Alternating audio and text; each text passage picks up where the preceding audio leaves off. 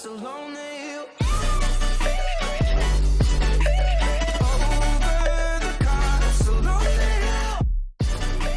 Yo, it's your boy Gamer Mike's here once again on another episode of Epic Comebacks and Clash Royale. I'd like to thank you all first and foremost to come back out to my channel here, where we do a little chess openings. I'm just talk briefly about what this is about. This is about people who are almost about to lose but manage to pull a comeback. So yeah, as you open some draft challenge, draft chess. Well, as you can see, this video was definitely delayed because the season has already started and made a full week into progression. But I just thought I should share this with you all still. Didn't get any legendaries this time, but I guess you can always get something good, right? Alright, moving right into battle number 1. We have Amelia here with her first ever appearance on my channel. Pick up yourself, Amelia. This was actually a good fight here. She recently started using the X-bow. As we get into the fight here, you would see how she plays the X-bow at first. The guy plays a wizard on the opposite lane to make a push. She gets some chip damage right away. The guy defended with spear couplings. She's up, continue to put some more chip damage on the right tower. The guy pushed with a P.E.K.K.A on the left, and she played an Inferno Dragon to counter, which was really good, as well as a Knight and some bats. Worked out really well for her. Nice, so she got that first tower down a lot, but the P.E.K.K.A and Wizard managed to just destroy her on the left side there with that push. She was already down to like one hit of a zap, or maybe just a puff of air, if it had such a thing in Clash Royale.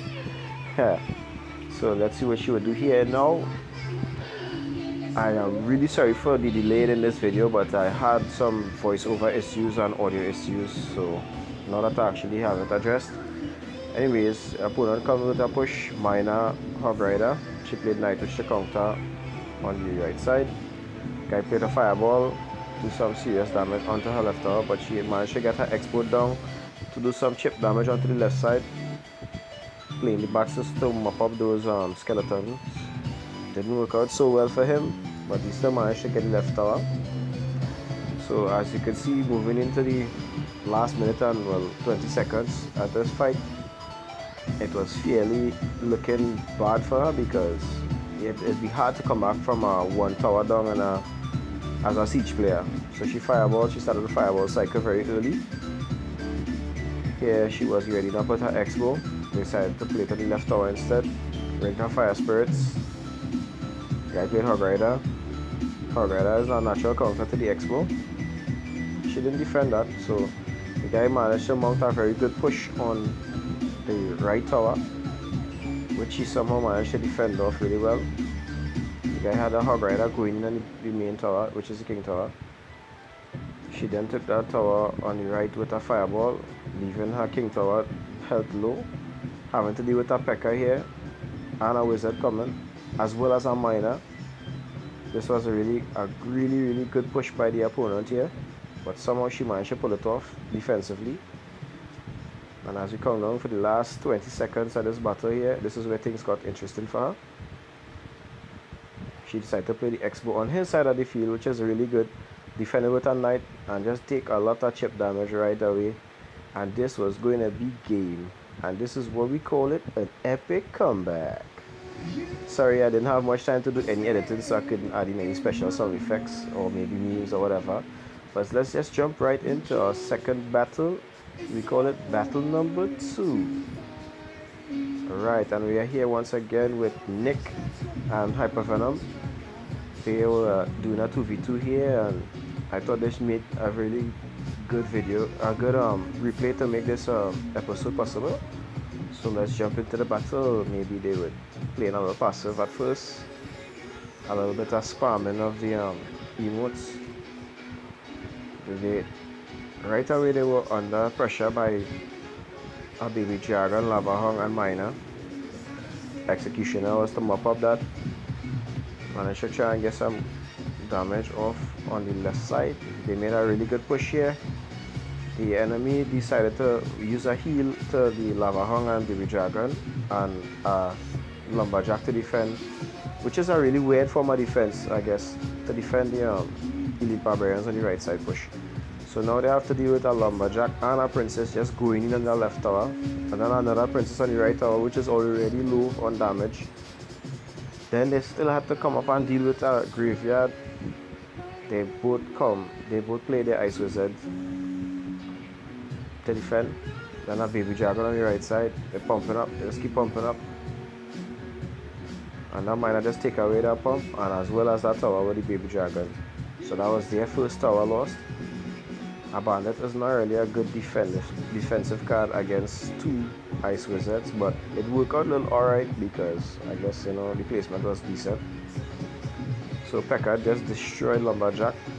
Bandit managed to get some hits, well, one charge hit in. They played an Inferno Dragon to defend, but they actually had like Electro Wizard and Executioner. So they have almost a full health Pekka, almost about to get in on that right tower. Followed with some Elite Barbarians, and the things just get really crazy for them at this point. And this is where you call like a monster epic comeback, because it had no way back for the opponent at this point. A Prince on the left side in the pocket, and there's a whole lot of troops just getting in. And there we have the end of our second replay, and that was another epic comeback. So as we move right into the next battle, which should start around now. Nice. We have here Beast. Big up yourself, Beast. I thought this was actually a really good comeback. So as we wait for the first moves of the game here, they were both playing passive, waiting to see what each other would have. The guy started off with a Giant. Beast went straight away aggressive with a Ice Golem Balloon. The guy played Spear Goblins, Goblin Gang, and Electro Wizard. So the Balloon barely made it to the tower. Now he had to deal with Electro Wizard on his left side and an uncommon Giant still on the right side. Unfortunately for the opponent, Beast had a Mini Pekka, which did a lot of damage to that Giant. In fact, it took out the Giant, but the Witch would naturally take out that Mini Pekka, because small troops was actually his weakness. Electro Wizard to counter that Witch, and he has like a small counter push. Well, not even a counter push, just the remainder of our Electro Wizard going forward. The guy played Lumberjack, and then Lumberjack manages to get 1, 2, 3 full swings off on that right tower, which I guess is not so bad for the opponent, but Beast needed to do something and fast, because this guy had more or less a kind of an okay counter to his deck. So he played Miner, Balloon, and Bats, using up a lot of Elixir there. The guy plays Spear Goblins to counter and Electro Wizard, which has not a bad counter. But the Balloon did manage to get off a shot, as well as some splash damage from that the death damage for the Balloon. The guy played an Ice Golem to defend against the Electro Wizard, which was good, but he still had to deal with an uncommon Giant, which was really bad at this point. Managed to get a Mini Pekka down, but the Giant managed to get some swings in, as well as a Fireball damage. It wasn't looking too bright for him here. Force a Mini Pekka Miner push on the left side. Guy plays Spear Goblins and completely ignored the Miner. Managed to get some chip damage off. Both guys managed to get some chip damage off here, but as we move into the last minute of this fight, this is where it started to pick up in terms of like action and why it became an epic comeback.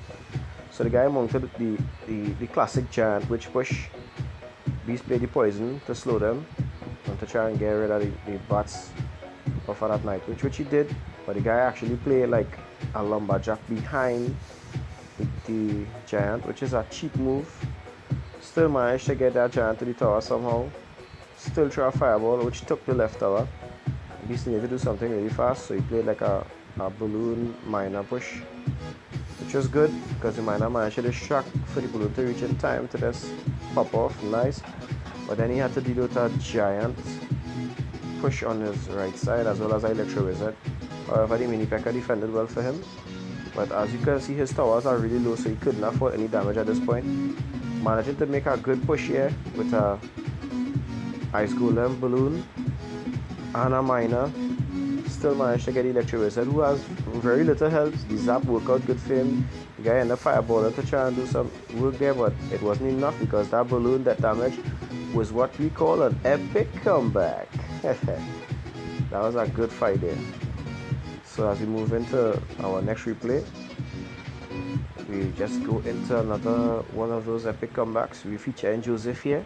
Joseph is one of the big ones in the clan. Big up yourself, Joseph. As we wait for the fight to get on the way. This is where if I'm not mistaken, this is like one of his special hog cycle decks. So the guy started right away aggressive with a minor knight. He played princess log to defend. The guy played a log to clear up, which was actually not a bad play. Good defending on both of their behalves. So now a hog rider follow up with the ice spirit. The ice spirit just managed to get all the damage away from that knight by killing the skeletons. So they were more or less even at the beginning of the fight. And as we wait for them to recharge here, let's see what would happen.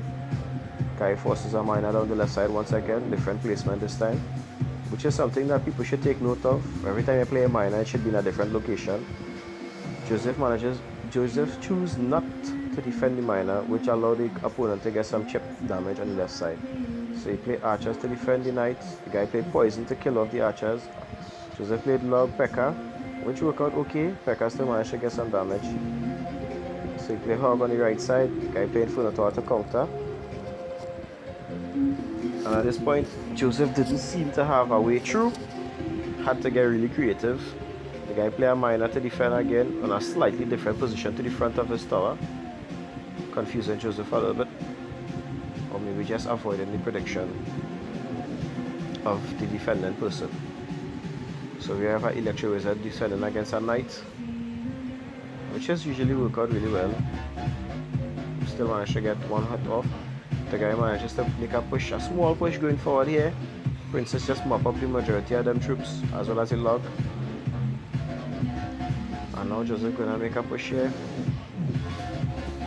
Ice Spirit, Hog Rider.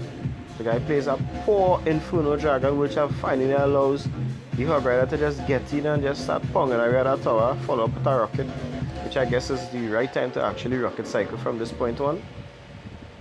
The guy plays a miner, again in a different position, with an Ice Spirit and some skeletons, as well as poison, which is like classic miner poison chip cycle deck this guy was using. But the fact that he did not anticipate Joseph having the rocket, or maybe he didn't cater for it, is what will make the difference in this fight. As you come along to the wire here now, you realize the guy placement for the miner would never be the same place. Again, something that people should learn. Managed to play poison to do some more chip damage, already damaging that tower. Tower getting low, time running out.